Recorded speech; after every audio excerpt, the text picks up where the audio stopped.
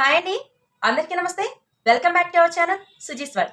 ప్రతి ఇంట్లో కూడా ఒక డాక్టర్ ఉంటారండి. మీకు తెలుసా? అదేంటి అనుకుంటున్నారా? అవునండి. ప్రతి ఇంట్లో కూడా డాక్టర్ ఉంటారు.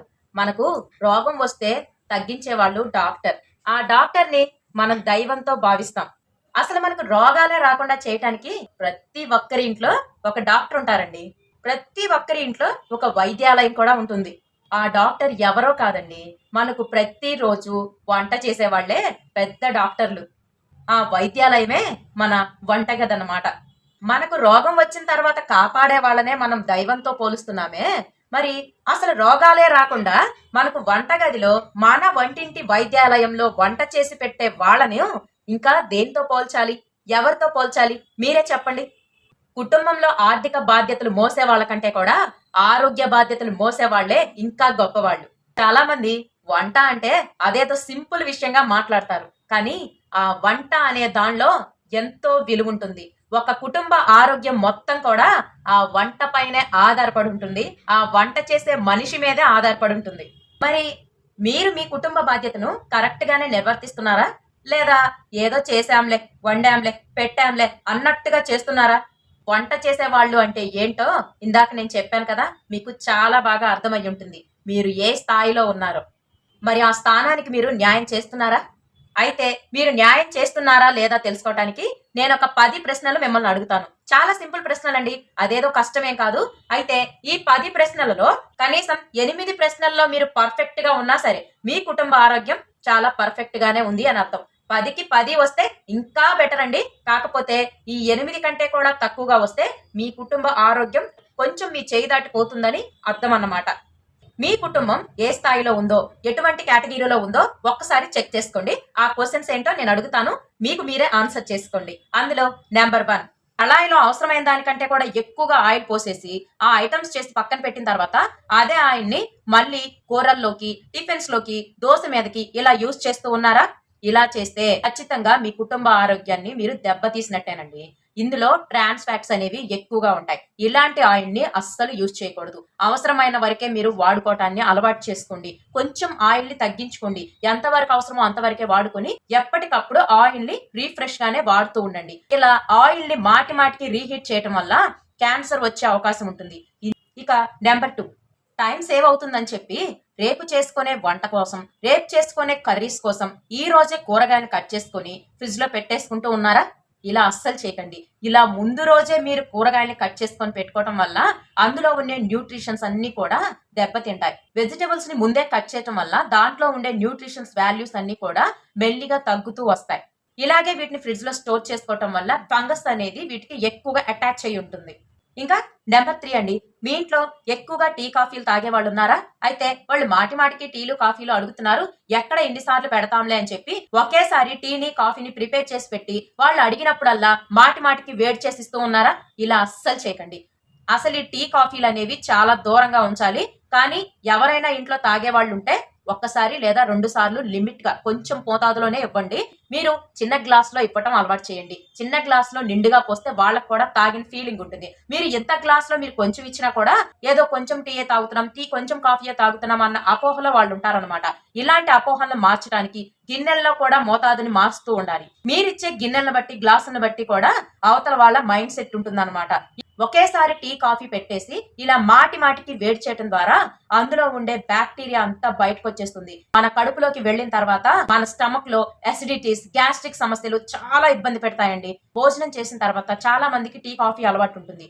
ఇలా అస్సలు ఇవ్వకండి. వాళ్ళు అడిగినా కూడా వెంటనే తాగకూడదని చెప్పండి. ఫుడ్ కూడా పాయిజన్ అయ్యే అవకాశం ఉంటుంది. ఇంకా నెంబర్ 4 అండి, మీ పిల్లలు కనుక కాలేజెస్ కానీ స్కూల్స్ కానీ వెళ్తూ ఉంటే వాళ్ళు సింపుల్ గా బ్రేక్ఫాస్ట్ అయిపోతుందని చెప్పి milk biscuit, bread milk, milk cornflakes, milk Chocos, bread జాము ఇలాంటివన్నీ కూడా ఇస్తూ ఉంటారు. అసలు ఇలాంటి ఫుడ్ అస్సలు ఇవ్వకండి. పిల్లలు చాలా టేస్టీగా ఉన్నాయని చెప్పి తింటారు. వాళ్ళకి ఇష్టంగా ఉన్నాయని చెప్పి మీరు కూడా డైలీ అవే పెడతారు. ఇలా పెట్టడం వల్ల వీటిల్లో రిఫైన్ షుగర్స్ తప్పితే ఏమీ ఉండవండి. వీటిలో ప్రోటీన్ ఉండదు, ఫైబర్ ఉండదు, ఏమీ ఉండవండి. మీరిచ్చే మిల్క్ లో కొంచెం కాల్షియం దొరుకుతుంది. కానీ మీరిచ్చే మిల్క్ లో వీటి కాంబినేషన్ తో ఇవ్వటం వల్ల ఆ మిల్క్ లో ఉండే వాల్యూస్ కూడా వేస్ట్ అయిపోతాయి. అలా అని చెప్పి మిల్క్ లో మీరు షుగర్ కానీ ఏదో ఒకటి యాడ్ చేస్తారు కదా. ఈ షుగర్స్ అనేవి పిల్లలకు మంచిది కాదు. ఇలా పిల్లలకు ప్రోటీన్ లేకుండా, ఫైబర్ లేకుండా మీరు ఫుడ్స్ పెడుతూ ఉంటే వాళ్ళ జీర్ణశక్తి మందగించి మలం అనేది కూడా మందంగా జిగటగా వస్తుంది. వాళ్ళ స్టమక్ అంతా కూడా అప్సెట్ అయిపోతుంది. దీనివల్ల వాళ్ళ జీర్ణశక్తి మీద ఎఫెక్ట్ పడి చిన్న వయసులోనే వాళ్ళకు ఆరోగ్య సమస్యలు మొదలవుతాయి, గ్యాస్ట్రిక్ సమస్యలు మొదలవుతాయి.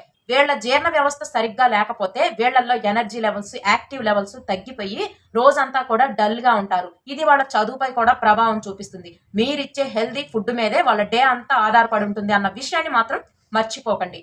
నెంబర్ 5, పిల్లల విషయంలో కాదండి, పెద్దవాళ్ల విషయంకి వచ్చేసరికి కూడా చాలా మంది ప్రోటీన్ లేకుండానే ఫుడ్ తీసుకుంటూ ఉన్నాం. అది ఎలానో తెలుసా? మన చేతులారా మనమే చేసుకుంటూ ఉన్నాం.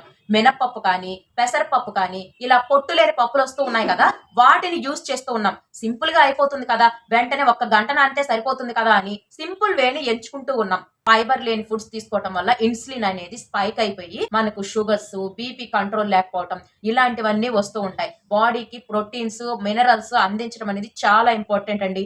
ఇలా ఫైబర్ లేకుండా, పొట్టు లేకుండా ఉండే ఆహారాలతో వంటను ప్రిపేర్ చేయడం, టిఫిన్స్ ప్రిపేర్ చేయడం చాలా ఈజీగా అనిపిస్తాయి. కానీ తక్కువ పోషకాలు మాత్రమే మన బాడీకి అందుతాయి అన్నమాట. నెంబర్ 6 అండి, వంటింట్లో టేస్ట్ల కోసం సాల్ట్, మసాలాలు, ఆయిల్స్ ఇవన్నీ ఎక్కువగా యూజ్ చేస్తూ ఉన్నారా?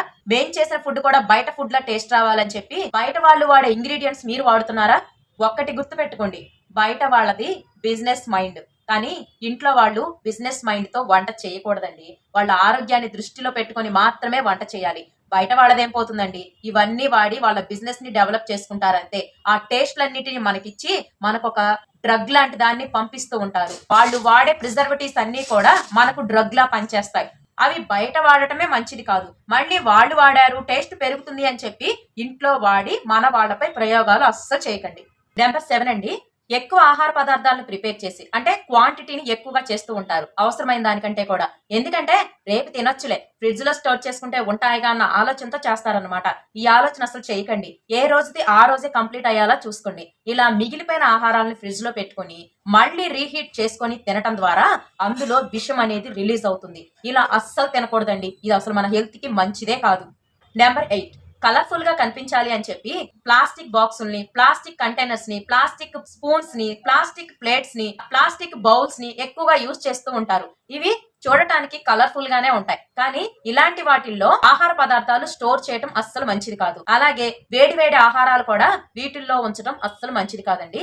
ఎక్కువగా మనం స్టీల్, రాగి, రాతిండి ఇలాంటి వాటినే వాడుకోవాలి, కానీ ఇలా ప్లాస్టిక్ ని అసలు యూజ్ చేయకండి. ప్లాస్టిక్ చూడటానికి బాగుంటుంది, కానీ హెల్త్ కి అయితే అసలు మంచిది కాదండి. మనకు క్యాన్సర్ కారణం కూడా అవుతాయి ఈ ప్లాస్టిక్ వస్తువులు. ప్లాస్టిక్ చాపింగ్ బోర్డ్స్ ఇలాంటి వాటిని కూడా దూరం చేసుకోండి. మీకు తెలియకుండానే వీటి వల్ల ప్లాస్టిక్ అనేది మీ బాడీలోకి చేరుతుందన్నమాట. ఇంకా నెంబర్ 9 అండి, చాలా మంది టైం కుదరనప్పుడు పచ్చళ్ళు తినడానికి ఉంటాయిలే అని చెప్పి నిల్వ పచ్చళ్ళని ఎక్కువగా స్టోర్ చేస్తారు. ఇది కరెక్టేనండి. మీకు టైం కుదరనప్పుడు మాత్రమే తినటానికి వీటిని ఉపయోగించాలి, కానీ డైలీ వీటిని అలవాటు చేయకూడదు. ఎందుకంటే ఎప్పుడైతే మన నోరు ఉప్పు కారాలకు ఎక్కువగా అలవాటు పడుతుందో, మీరు చేసే నార్మల్ కర్రీస్, అంటే సాల్ట్ తక్కువ వేసిన కర్రీస్ వాళ్లకు రుచిగా అనిపించవు. పచ్చడి తిన్న నోటితో నార్మల్ కర్రీస్ ఎక్కువగా రుచించవు. కాబట్టి పచ్చళ్ళు ఎప్పుడైనా ఒకేషన్స్ గా 1-2 సార్లు తినండి, కానీ డైలీ తినటం మాత్రం అస్సలు మంచిది కాదు. దీనివల్ల బీపీ, హార్ట్ ప్రాబ్లమ్స్, ఊబకాయాలు ఇలాంటివన్నీ వస్తూ ఉంటాయండి. సాల్ట్ మన బాడీకి ఎంత తక్కువ ఇస్తే అంత మంచిది. అసలు ఒక్క మాట చెప్పనా, మన బాడీకి అసలు సాల్ట్ అవసరమే లేదండి, ఆయిల్ కూడా అవసరం లేదు. డైలీ మనకు ఒక 5 గ్రామ్స్ సాల్ట్, 5 గ్రామ్స్ ఆయిల్ ఇస్తే సరిపోతుంది అనమాట. అంత తక్కువ అవసరం, కానీ మనం మోతాదుకు మించే వాడుతున్నాం. అంతవరకైతే ఓకే, కానీ ఇంకా ఎక్కువ వాడితే మనకే కదా ఇబ్బంది. నిల్వ పచ్చళ్లను ఎప్పుడన్నా ఒక్కసారే తీసుకోండి.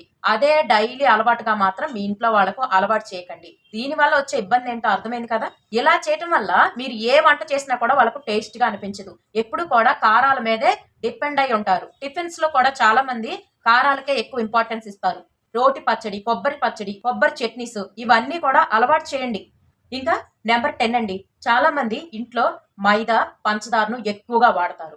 నేను ఒక్క మాట చెప్తానండి, మైదా, పంచదార మీ వంటింట్లో నుంచి ఎంత దూరంగా ఉంచితే మీకు, మీ ఆరోగ్యానికి, మీ కుటుంబ ఆరోగ్యానికి చాలా మంచిదండి. అసలు వాడకుండా ఉండమనే నేను చెప్తాను, కానీ అవసరమైన దానికి ఎప్పుడన్నా వాడుకోండి, కానీ వీటిని డైలీ అస్సలు వాడకండి. పంచదారకు బదులు బెల్లం వాడుతూ ఉండండి. అంటే బెల్లం కూడా కొంచెం తక్కువే వాడాలి, కానీ మరీ పంచదార అంత కాకపోయినా బెల్లాన్ని ఎక్కువగా యూజ్ చేస్తూ ఉండండి. అలాగే మైదాని అసలు దూరం చేసుకోండి. మైదా అస్సలు తినకూడదండి మన బాడీకి. ఈ మైదా, పంచదార అనేది మీరు ఎంత దూరం చేస్తే మనం అంత హెల్తీగా ఉంటాం. ఇవి కాకుండా నేను వంట గురించి, వంటింట్లో ఉండే వాటి గురించి చెప్పటానికి చాలా ఉన్నాయండి. అయితే మీకైతే ఇందులో ఇంపార్టెంట్ అనుకున్నవి నేను ఒక 10 విషయాలు చెప్పాను. మరి ఈ 10 విషయాల్లో మీ ర్యాంక్ ఎంతో, మీకు ఎంత ర్యాంక్ వచ్చిందో నాకు కమెంట్ లో తెలియచేయండి. అలాగే ఈ 10 కాకుండా మీకేదైనా విషయం తెలిస్తే ఖచ్చితంగా కమెంట్ లో తెలియచేయండి. ఎందుకంటే ఇలాంటి విషయాలు నలుగురితో షేర్ చేసుకోవాలి. మీ ఆరోగ్యంతో పాటు ప్రతి ఒక్కరి ఆరోగ్యాన్ని కాపాడాలనే ఆలోచన మీ కమెంట్ లో నాకు ఖచ్చితంగా కనిపిస్తుంది. వీలైతే ఈ వీడియోని మీ ఫ్రెండ్స్ కి, ఫ్యామిలీ మెంబర్స్ కూడా షేర్ చేసి వాళ్ళు కూడా ఏమైనా చిన్న చిన్న పొరపాట్లు చేస్తుంటే వాళ్ళు కూడా సరి చేసుకుంటారు. వాళ్ళ ఆరోగ్యం, వాళ్ళ కుటుంబ ఆరోగ్యం కూడా బాగుపడుతుంది కదా. ఈ వీడియోలో మీరు పెట్టే కమెంట్ ను వేరే వాళ్ళకు కూడా యూజ్ అవుతుంది. దాంతో పాటు నేను కూడా తెలుసుకుంటాను. మరి మరొక మంచి వీడియోతో మళ్ళీ కలుసుకుందాం. అంతవరకు సెలవు, నమస్తే. ఆహారాలే ఔషధాలు అవ్వాలి, ఔషధాలే ఆహారం అవ్వకూడదు. అదంతా మీ చేతుల్లోనే ఉంది. ఏమంటారు?